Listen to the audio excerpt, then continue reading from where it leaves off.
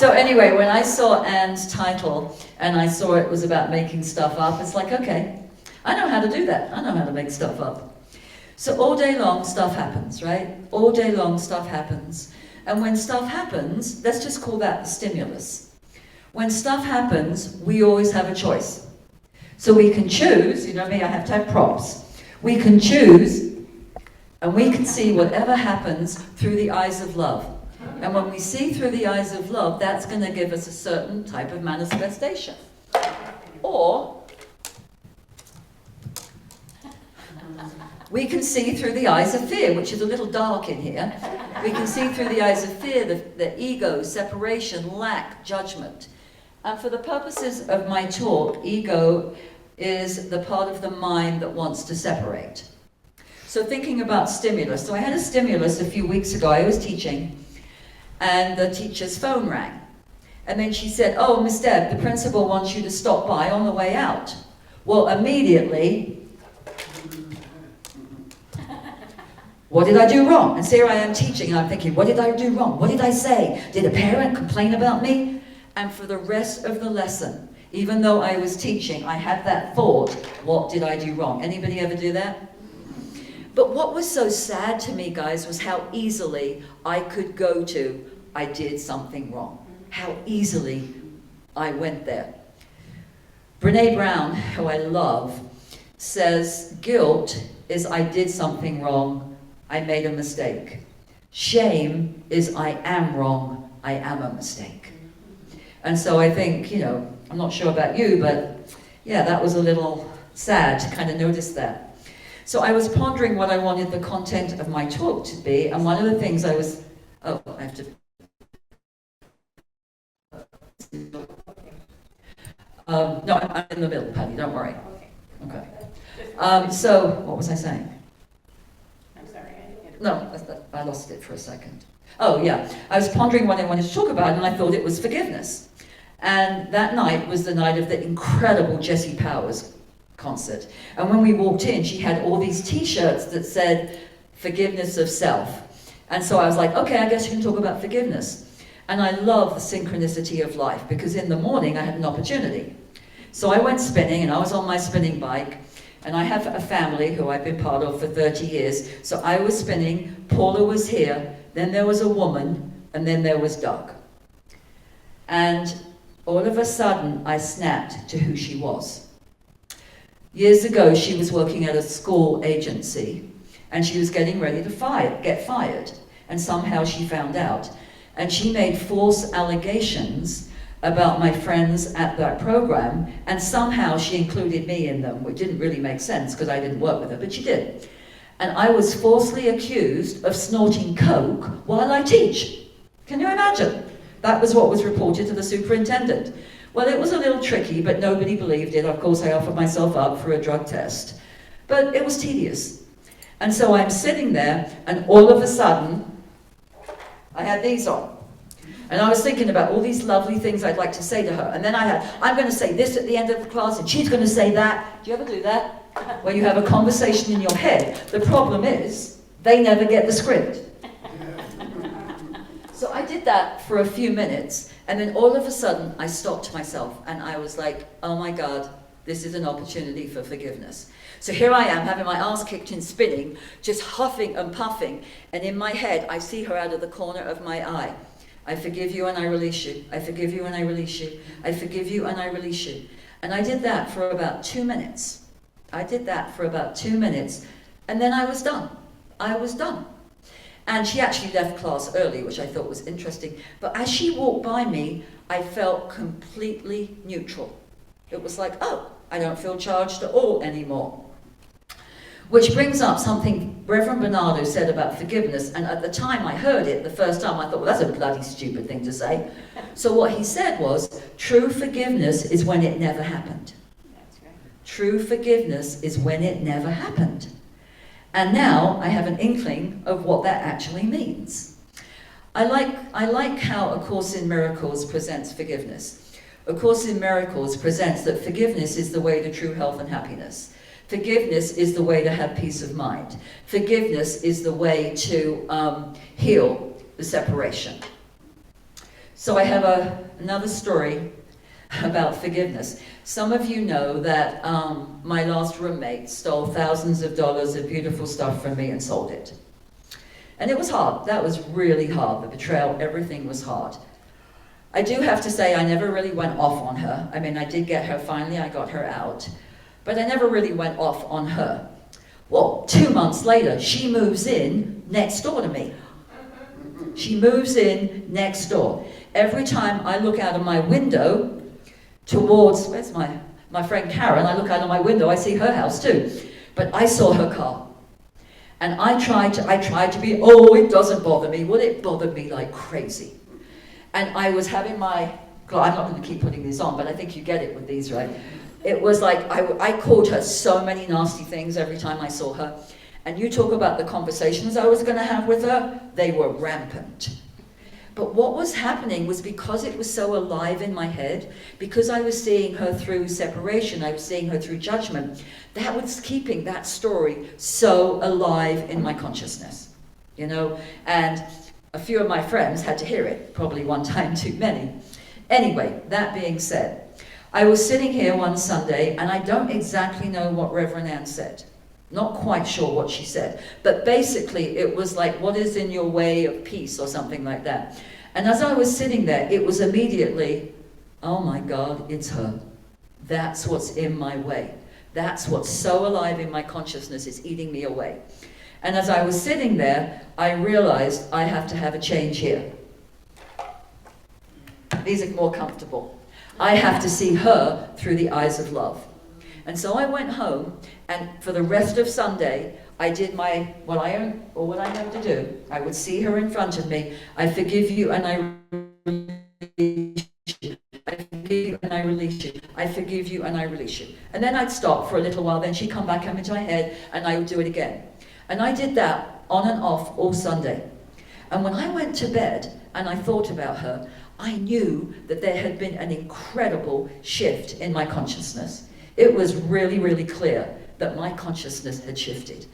Well, the next day was Monday, and I'm sitting out on my balcony reading a book, and all of a sudden she's down there.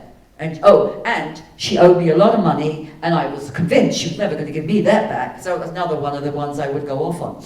So I'm sitting on my balcony reading, and all of a sudden she's down there in my yard and says, "Can I talk to you?" And I said, "Okay." So I went down, opened the door, and for some reason I sat down. I think that was kind of more safe. And she said, "I have most of the money that I owe you, and the rest of the money I'll give you on Friday." One day later, after I forgave her. And she stood there and she looked so fragile. She looked like a scared 10-year-old. And I said, "Well, how are you?" And then she went into that she has, started on a healing journey and how tough it was. And she did say, "I want to be a better person, Deborah." And at that point, she had tears. I got up and I went over and I held her. And as I was holding her, she said to me, "Please forgive me." And I said, "You are forgiven. You are forgiven." That was the next day after I knew I wanted to forgive her. How beautiful is that? So after that, for a little while, I started waving. And then we walk our dogs. And then when I saw her, I didn't cross over the street. I would stop and just say a few words. Now when I see her, we have a conversation. And you know what? It's like it never happened. Bernardo was actually correct. True, deep, profound forgiveness is when it actually doesn't feel like it happened. So these two stories of forgiveness, the one with my roommate and the one at the gym, as I was writing this, I saw a connection that I had never ever seen before. You know when you see a connection and then you don't understand how you never saw it before? So all of a sudden it was like, oh my goodness. Now I'm not a Bible scholar. I have maybe 5 verses I know. That's it. But one of them is John 1. In the beginning was the Word, and the Word was with God, and the Word was God. Guys, how science of mind is that? That is exactly what Ernest Holmes teaches us. That if we want to change, we have to change our thoughts and our feelings. So I thought that was really beautiful. I liked making that connection. So making stuff up. I was reminded last Saturday of how I make up stuff over the silliest thing. I was having friends for a birthday dinner, and some of you know I love to cook. As Reverend Anne says, cooking is part of my love language. My friend Anna was there. I don't even think, you didn't even know this. So I was cleaning up. I'm very organized when I cook. Everything was ready by 3. My table was laid. All the food was cooked, was all ready to go. I was cleaning, and I wear fake nails, and all of a sudden I was missing a nail. Oh my God. Immediately, it's going to show up in somebody's shepherd's pie. They're going to throw up. Nobody's going to eat their dinner. No one's ever going to come to my... I mean, I just went off. And then finally I caught myself and I went, shut up, shut up. And sometimes I think that's what we need to do when that voice speaks so loudly. And then I was back to myself and I went, oh, I would have noticed it if it was off before. It must have gone off while I was cooking, while I was cleaning up. So Anna, be glad you didn't get that in your shepherd's pie. But anyway, it was an example of how quickly small things can happen and we make a story up. I'm not the only one who does that, right? Give me a thumbs up if you do that. Yeah, I think we all do that. So that's a smaller story. Now I have a bigger story, a part of which I have never shared from the podium. So we'll see how that goes. So a few years ago, I was going to an elementary school in the afternoon to give a workshop. And I walked into the room, and this woman looked at me. I'd never seen her before, and she had this complete look of disdain over her face when she looked at me. It was like she looked at me and somehow I repelled her. And I was like, oh my goodness, I mean, it was really profound. And in that workshop, she confronted me. I felt bullied. She was kind to me. I've never had that happen in any workshop. And I didn't retaliate. I mean, when I left, I was upset, but I didn't retaliate. Well, the next week I had to go back. And when I walked in the room, the way she looked at me was as if I was vile. It was awful. It was awful. And so she went at me, and I went back. And in all my 25 years, I have never shown my ass in front of a group of teachers. Well, I did. I got completely hooked by her meanness, and I gave it back. And when I left, I was so disappointed in myself. I was really angry with myself. I was very angry that I disappointed myself that bad. So then so be it. Now I'm going to change into a different story, and this is the story I've never shared before, but it's very much about what can happen when we choose through the eyes of fear. So around that same time, I had something growing on my body. And I knew it was growing. I was watching it grow. And months went by, and I refused to deal with it. I didn't want to deal with it. Then one of my good friends was at my house one day, and I was changing, and she saw it. And she was like, you have to have that checked. No. You have to have that checked. No. So for the next couple of months, she kept asking me, are you going to go to the doctor? No. So then we happened to go to Venice Beach to stay with her daughter for a weekend. And I was getting changed, and she saw how much bigger it was. And it's the only fight I've ever had with a friend. We were screaming at each other. Screaming. She was screaming at me, and I was like a 7-year-old. You're not the boss of me! You're not the boss of me! That's all I was screaming at her when she was trying to make me promise I would go. Well, the end result was my friendship was actually up. She said, if I didn't go, she didn't know if she could even be around me. She was so angry at me. So I agreed to go. So we went home, and I made an appointment. And a couple of days afterwards, I got a call from my nurse practitioner that says, you need to come by the office anytime you can. Don't need an appointment, just know you can come. If you want to leave me a message, you can just say anytime. And it was a Friday, and I said, okay. I called the office and said, I'll be there at 5. So I went in, and I don't think anyone ever forgets the moment when you hear you have cancer. You have malignant melanoma, and it's not good. And I was like, oh. And then she said, I'm going to go out and I'm going to call a surgeon because I'm going to get you an appointment with a surgeon. And I say, because this was a Friday, and on the Tuesday I was going to London. And my prayer partner, my favourite person in Ireland, she was meeting me in London, and we were going to go see the Crown Jewels. We were so excited we were going to go see the Crown Jewels. So she's telling me this, and I said, well, okay, that's fine, but don't make it for like after 3 weeks, because I'm going to London. And she said, Deborah, you don't understand how serious it is. And I said, well, you don't understand, I'm going to see the Crown Jewels. And we kept going back and forth with that. And I was just getting angry. You don't understand. I'm going to see the Crown Jewels. And then she said, I'm going to make you an appointment. I'm going to see if the psychiatrist is still here. Which luckily the psychiatrist was, but the psychiatrist didn't get any further than she did. Because every time she was trying to tell me how serious it was, I kept saying, you don't understand, I'm going to see the Crown Jewels on Tuesday. Anyway. And that was terror. It was my terror that was coming up. I was seeing through the eyes of absolute terror.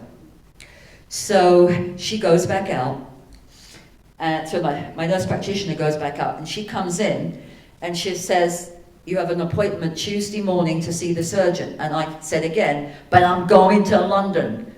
Well, by the time they were done with me, I had to accept I wasn't going to London. I wasn't going to London.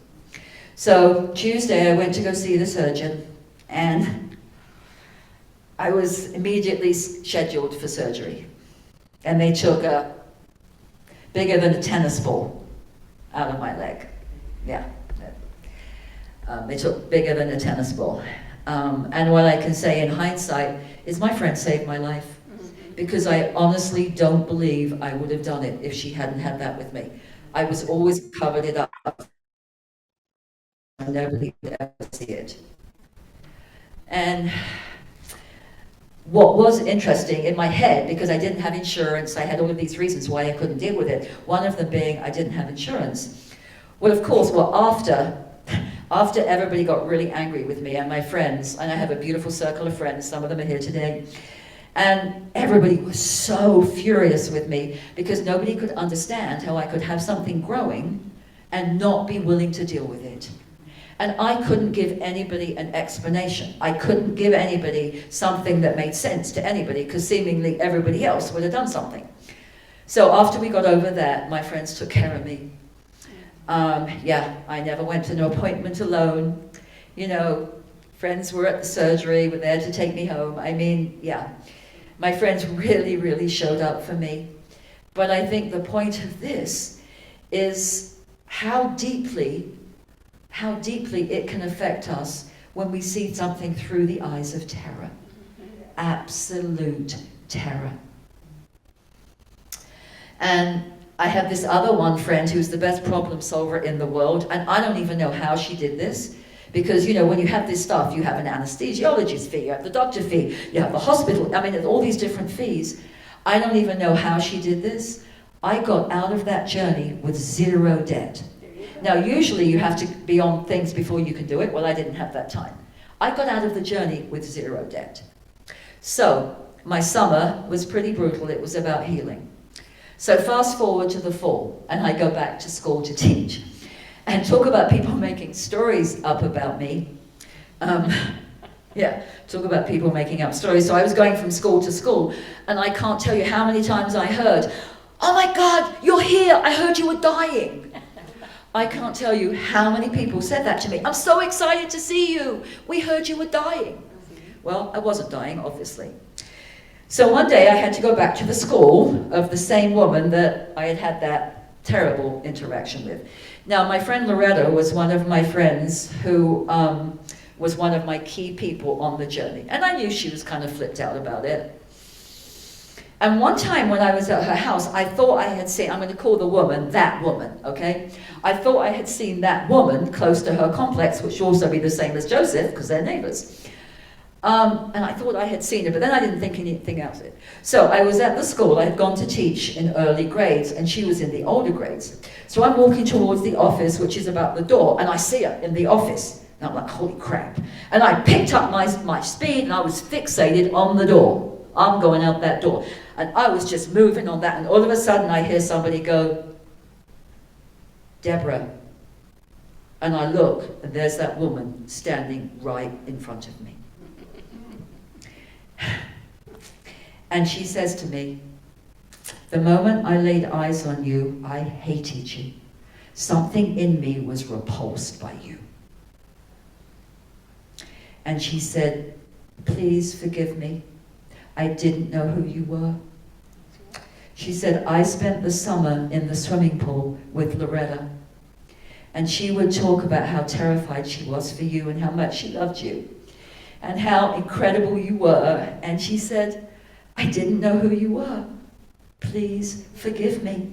Please forgive me. And then she went on to say, I know she said financially it's hard for you. Just know, anything you ever need, I have a spare room. If you need somewhere to stay, you can come. But please know that it would be a privilege for me to help you in any way that I can. And then she said again, I didn't know who you were. I am so sorry. So I reached out and put my arms out and we hugged. And I know we both had tears streaming down our face. We had tears streaming down our face. And she whispered while we were there, please forgive me. And I whispered back, you are forgiven. And we separated and I just said thank you. And I walked to my car. And I will never forget that poignant moment and the example of the transformational power of forgiveness. The absolute transformational power of forgiveness. So I'm going to invite you to put your eyes of love on. I'm going to invite you to put that gem. Please hold a gem in your hand. I'll let you get them. And what I'd like you to think about is I'd like you to think about someone that you're willing to forgive. And sometimes it starts with being willing to forgive. And if you can't come up with someone, I can give you one, because I got me plenty. I got plenty. So I invite you to close your eyes for a moment. And let's just take a nice deep breath together. Breathing in the love. Breathing out peace. And I invite you to see that person in front of you, maybe 4 or 5 feet away. Just somebody that you're willing to forgive, or you want to be willing to forgive. Just look at their face. And just imagine that they are standing there and you are looking at them. And from this deep place of love inside, you say to them, I forgive you and I release you. So holding that gem by your heart, let's say together 5 times, as if you're saying it into that person's eyes. Let's say it together. I forgive you and I release you. I forgive you and I release you. I forgive you and I release you. I forgive you and I release you. I forgive you and I release you. Let's take a nice deep breath. And just notice how that feels in your brain, in your body, in your consciousness. Just noticing. So let's take one more deep breath. And now come back into the moment. Open your eyes and come back into the moment. Oprah, who I love, she has the best sayings. She can sum something up in a sentence. So, I heard Oprah say once, no matter how flat the pancake is, there are always 2 sides. No matter how flat the pancake is, there's only 2 sides. And I have to admit, as I had embarked on this deeper journey of self-forgiveness, of forgiveness of others, I've had to admit to myself that, oh my goodness, I need to look at the other side of that pancake. I need to look at the other side of that pancake.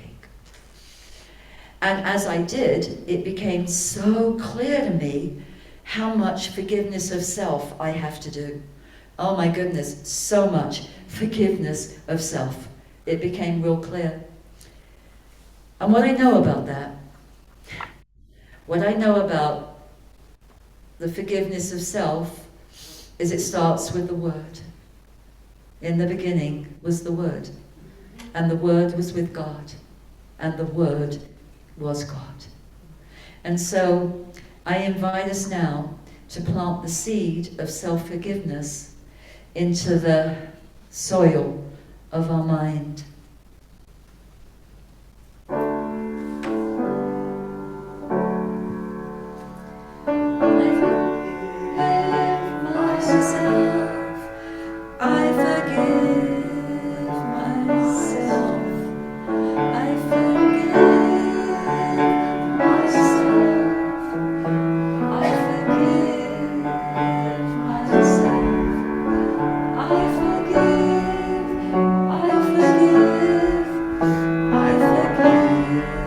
So please put your hand on your heart and join me.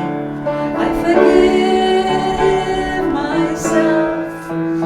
I forgive myself. I forgive myself. I forgive, I forgive, I forgive. I forgive myself. I forgive myself. I forgive myself. I forgive, I forgive, I forgive, I forgive myself. I forgive myself. I forgive myself. I forgive, I forgive, I forgive, I forgive myself. I forgive.